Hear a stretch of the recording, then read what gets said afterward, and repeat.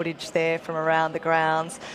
And I think we've got heading into the ring in a moment, just checking which camera we're going to. Here we go, live in Centre Ring, Parade of Champions. We're probably about half an hour away from the judging of our Supreme Champion Interbreed bull and female and the group.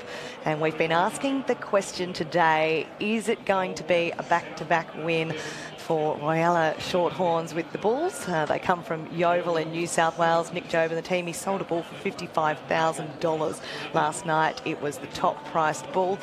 And could it be a heifer trifecta, me messing up my words here, for the Price family as well?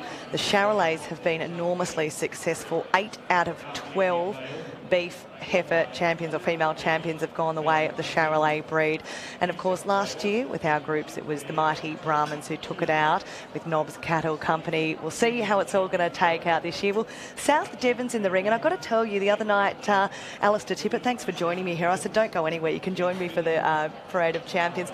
I had a call from Rick McDowell the other night from Upper Horton. Yes. And he said, Lindsay Douglas, you don't know me, but we need to talk about South Devons. They are so brilliant, they're so underrated, they don't get the publicity they deserve.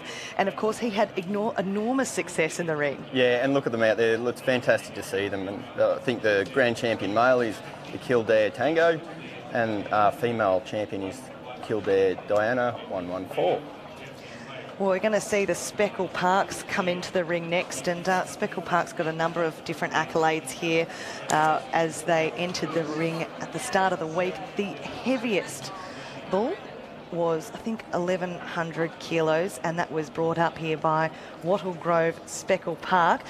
But in terms of the results out of the Speckle Park competition, the grand champion male went the way of Soden Bite the Bullet, the grand champion female to Black Diamond Silky Touch, and it was Black Diamond Speckle Park stud that were particularly victorious with their exhibitor group being really successful. It's so interesting, Alistair. I mean, you probably don't see a lot of Speckle Parks up your way these days, but 2007 they arrived in Australia. Yeah. And I remember being on the ag show scene at the time. You know, you'd never see a Speckle Park at an ag show, and now you go to the likes of Melbourne Royal, they are the most prolific breed in any of the competitions there, and, you know, really making a huge mark on the industry. Yeah, they've done a great job, haven't they? Absolutely. Hey, it's looking fantastic out there, and we're enjoying being outside of the rain at the moment. We'll be back just after a short break with more action from Centre Ring. Plus, we'll be catching up with the first ever red meat processor recipient